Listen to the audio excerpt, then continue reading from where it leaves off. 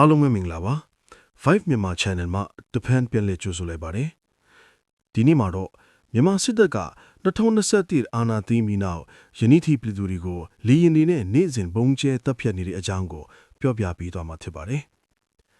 မြန်မာပြည်သူတွေနေ့စဉ်နဲ့အများရင်ဆိုင်နေရတဲ့ဒီအထစ်အပစ်တွေဟာတကယ်ကိုနှလုံးကြေကွဲစရာကောင်းလာပါတယ်မိခင်တယောက်ရဲ့ရင်ခွင်ထဲကကလေးငယ်ပျောက်ဆုံးသွားတာ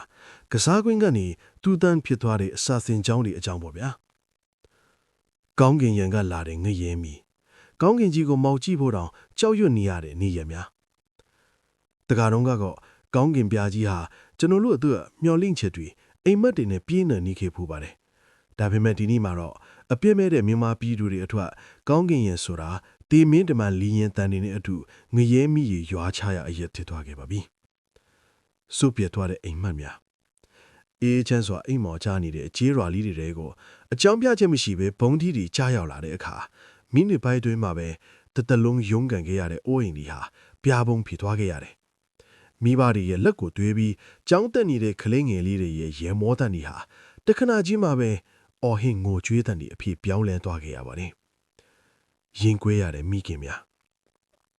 ဒါလီသမီးလေးလိုအားကိုးတကြီးခေါ်နေပြီးမြပြန်ထူးမဲ့သူမရှိတော့တဲ့မိခင်တွေရဲ့ရင်ကွဲတန်ဟာ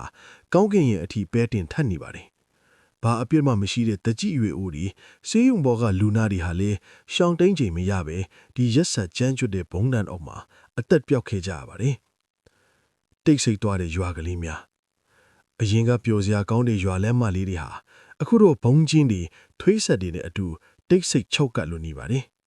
လူသားတယောက်ရဲ့အသက်ဟာဒီလောက်တောင်တန်ဖိုးမဲ့အထွားသလားလို့မိခွန်းထုတ်เสียတော့မလိုတော့လောက်အောင်ရက်ဆက်မှုတွေကလုံကဲနေခဲ့ပါပြီ